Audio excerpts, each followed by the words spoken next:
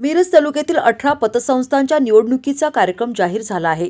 मिरज उपनिबंधक सहकारी संस्था कार्यालयात उमेदवारी अर्ज भरण्याचे काम सुरू होते।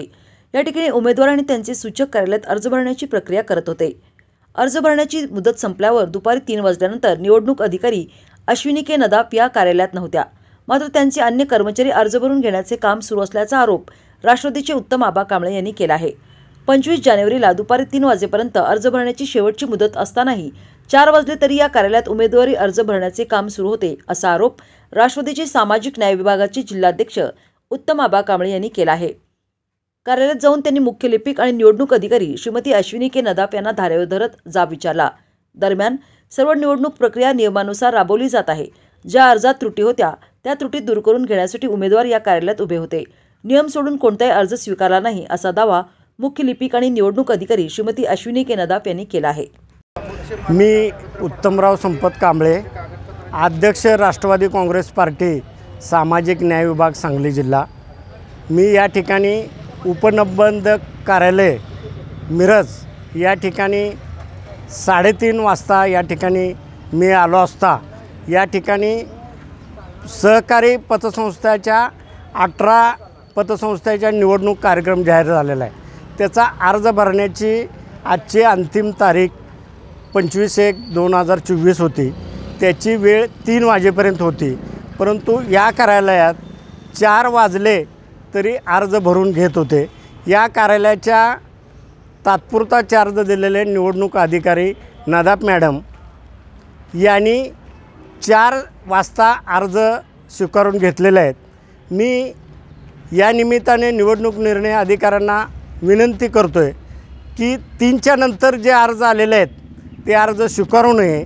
या कार्यालयामध्ये बराच भोंगळ कारभार आहे। काही पतसंस्थांचे संचालक आणि इतर यांच्या सानिध्यात राहून या कार्यालयाचे अधिकारी मनमानी काम करतात। 3ची वेळ असताना 4ला अर्ज स्वीकारून घेणे हे पूर्ण चुकीचे आहे। तसं झाल्यास मी या सांगलीचे मुख्य DDR यांनाही निवेदन देणार आहे आणि जिल्हाधिकारी आणि महसूल मंत्री यांना निवेदन देऊन सदरच्या कार्यालयाची चौकशी करून जे 3 नंतर अर्ज घेतलेले आहेत ते अर्ज स्वीकारणे अशा पद्धतीचे करतो आहे आणि यांच्या विरोधात तीव्र आंदोलन करणार असा इशारा देतो। मी जे काही काम केलेलं आहे ते मी पूर्ण नियमाला धरूनच केलेलं आहे। 3च्या आधी माझ्यासमोर 2:30-2:45ला इथे साधारण 2:45च्या आधीच 3 जण इथं आलेले होते अर्ज भरण्यासाठी आणि त्यांचे अर्ज मी भरून घेतलेले आहेत आणि तशी नोंद रजिस्टरला केलेली आहे आणि त्यांच्या सूचकांच्या किंवा उमेदवारांच्या जे उपस्थित होते ते नियमाप्रमाणे मी त्यांच्या सह्या पण घेतलेल्या आहेत। अर्ज मी दाखल करून घेतले आणि जेव्हा अर्जावर मी नजर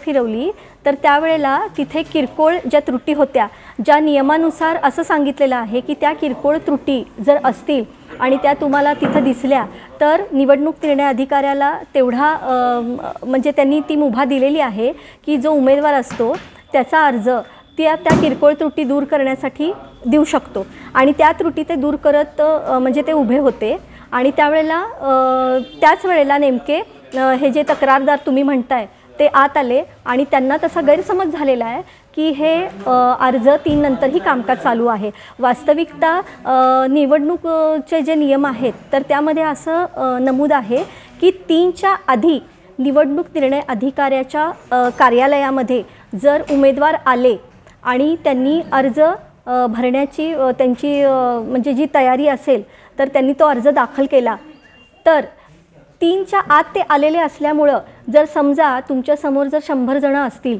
उमेदवार अर्ज भरण्यासाठी किंवा 3ला 5 कमी असताना जरी ते आले, 3ला 1 मिनिट कमी असताना जरी इथे उमेदवार आला तर मला निवडणूक निर्णय अधिकारी या नात्यानं नियमानुसार त्यांचा अर्ज हा दाखल करून घ्यावाच लागतो। मग त्याच्यासमोर जरी 50 जण असतील तर ती प्रोसेस 3 नंतर जरी चालली तरी ती नियमात बसणारीच आहे आणि 3च्या आत मी प्रोसिडिंग क्लोज केलेलं आहे। 3 नंतर मी एकही अर्ज स्वीकारलेला नाही।